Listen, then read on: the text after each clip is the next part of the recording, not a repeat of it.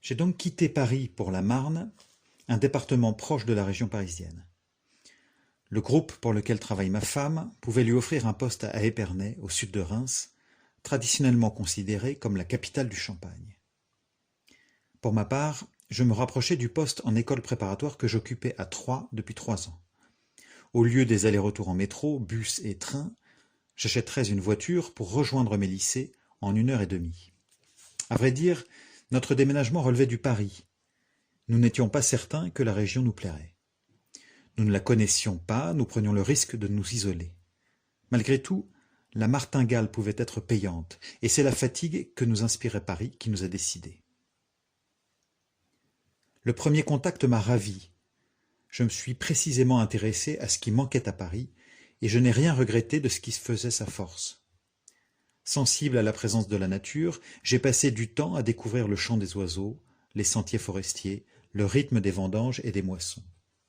J'ai apprécié de vivre en famille dans une maison où la place ne manquait pas, et de me promener dans une ville sans agressivité ni papier gras. Je me suis senti dans la peau d'un touriste qui découvre de nouveaux visages, de nouveaux habitants, de nouveaux paysages, une nouvelle histoire. Combien d'années se produirait l'effet revigorant? Par chance, la petite ville d'Épernay, 20 000 habitants, jouit d'un beau dynamisme économique. Elle est au cœur d'une véritable industrie du luxe, le champagne. Les volumes et les prix n'ont jamais été si hauts, l'image rayonne à travers le monde, et si d'autres vins pétillants comme le crément ou le prosecco gagnent des parts de marché, les perspectives de croissance restent prometteuses, avec par exemple l'essor possible du marché chinois. Épernay n'est donc pas représentatif de ces villes d'importance moyenne périclitant à la suite de la désindustrialisation. La manne du Champagne lui épargne ces hausses durables du chômage et ces déclins démographiques qui minent tant d'autres territoires, terme en usage actuellement pour parler des zones rurales, et faisant écho aux quartiers, nommant les zones urbaines sensibles, autant d'euphémismes masquant à peu de frais les questions culturelles. Ce parfum de luxe n'est pas pour me déplaire. J'ai retrouvé des traces d'un certain chic parisien, notamment le long de cette avenue de Champagne, si justement nommée, véritable vitrine de l'industrie, avec ses enfilades d'hôtels particuliers, surtout bâtis au XIXe siècle par des propriétaires soucieux d'afficher leur réussite et d'offrir à leur marque des écrins de prestige. C'est une sorte d'avenue Montaigne proprette, vivifiée par la fierté de rivaliser avec la capitale, et gagnée par l'ivresse de la boisson des rois. Dans une région par ailleurs marquée par les guerres et dont la plupart des villages ont été si souvent rasés pour être reconstruits à la hâte, en tout cas sans cette fierté que l'on investit parfois ailleurs dans l'architecture, j'ai donc trouvé ma dose d'élégance et d'émulation artistique. D'autant que Paris reste proche. À 1 heure et demie de train, Épernay n'est pas tellement plus éloigné des Champs-Élysées que n'importe quelle banlieue. La capitale paraît à portée de main. Il suffit de le vouloir pour retrouver son parfum d'excitation urbaine. On a presque la sensation d'entendre sa rumeur remonter la vallée pour atteindre les rives de la bourgade champenoise. Un peu plus au nord, on trouve également Reims, martyrisée par les guerres, mais reconstruite assez bourgeoisement. En somme, on pourrait considérer qu'Épernay réalise un équilibre assez subtil entre ville et campagne. Suffisamment petite pour épargner certaines nuisances aux habitants, embouteillages, pollution, incivilité, mais assez riche pour offrir un joli maillage commercial. Suffisamment reculée pour manifester la présence de la nature, mais relativement proche de métropole. Elle convient ainsi au curieux personnage que je suis désormais, encore mal défini par la sociologie contemporaine, un bobo des campagnes. Malgré tout, les difficultés propres à la ruralité finissent par apparaître et compensent assez nettement l'image idyllique qu'on pourrait se faire d'une petite ville comme Épernay. Je vais les aborder selon 3 dimensions principales, 3 dimensions qui me permettront d'évoquer cette faille très vite apparue entre les campagnes et le président Macron, faille devenue gouffre à l'été 2018 par l'effet de ce que je pense être une véritable course en avant dans l'aveuglement, un décrochage du quinquennat vers quelque chose comme une attitude décomplexée vis-à-vis d'une population que le président ne connaît finalement pas et qu'il a tendance à mépriser. Tout d'abord, la ville a beau afficher un taux de chômage à faire pâlir d'envie ses voisines, Jouissant de cette économie du champagne assez florissante, il n'en reste pas moins que la population se partage assez nettement entre une part majoritaire de classe modeste, souvent appelée aujourd'hui classe moyenne, composée d'ouvriers, d'employés, d'artisans, et une bourgeoisie de propriétaires et de cadres, classe moyenne supérieure ou classe supérieure. Et comme dans toute grande ville, la géographie dit quelque chose de ces classes qui se croisent en centre-ville, mais ne se regardent pas moins en chien de faïence. Il y a d'une part quelques rues bourgeoises avec de belles demeures en pierre de taille, quelques quartiers de jolies maisons de ville, d'autre part des zones plus franchement populaires, notamment ces grands ensembles bâtis dans les années 70 sur le coteau Est.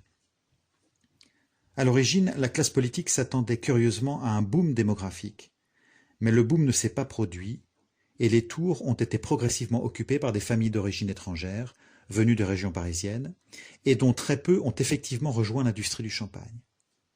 Si bien que l'on retrouve la même problématique à 3 pôles qu'à Paris. Une classe privilégiée, essentiellement blanche, en centre-ville, ou dans des quartiers résidentiels de qualité, une classe populaire elle-même divisée en 2 sous-catégories relativement étanches, les Français d'origine immigrée, regroupés dans les cités, souffrant d'un chômage endémique, et les Français blancs, ouvriers et petits employés, habitant les quartiers modestes, maisons neuves de premier prix ou petits immeubles anciens, parfois dégradés. La différence notable avec Paris me paraissant être que ces classes populaires blanches ont fui la capitale, et cela contre leur gré, alors qu'elles restent solidement implantées à Épernay et dans toute la région. Le rapport avec les minorités ethniques est donc inversé. Ces dernières deviennent majoritaires en région parisienne, alors qu'elles restent à peine visibles à Épernay. Ensuite, la question des transports. Et je pense que le gouvernement d'Emmanuel Macron n'a pas du tout anticipé cette question-là. L'aurais-je anticipé si j'étais resté à Paris? Sans doute pas. Il est impossible de vivre correctement dans ce genre de petite ville, sans voiture, à moins de ne pas travailler ou de travailler à 2 pas de son logement.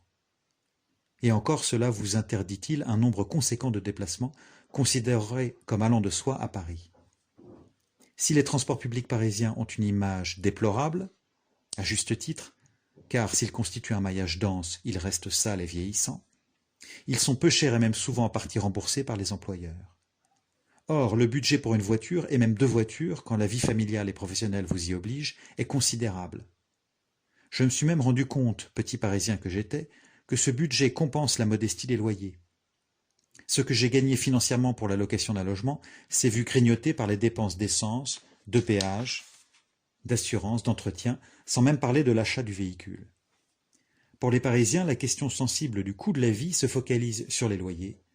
Pour les provinciaux, a fortiori les ruraux, elle se focalise sur la voiture, et personne ne semble en avoir informé le président, qui pouvait pourtant s'en douter puisqu'il a grandi à Amiens.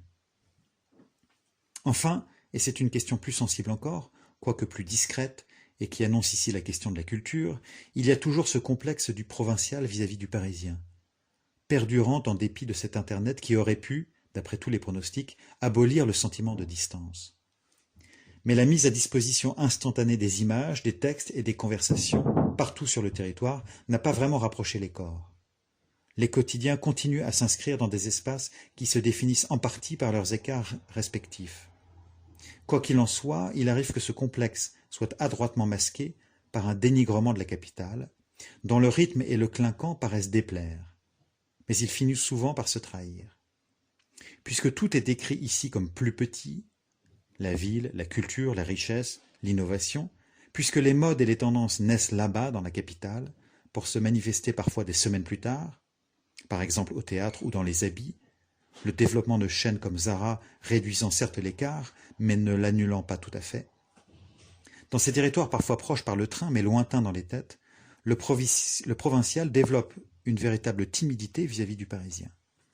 Il aura peur de parler parce qu'il pensera révéler ses manques, et ce peu qui lui paraît être sa marque, ce déficit quantitatif, devienne un déficit existentiel.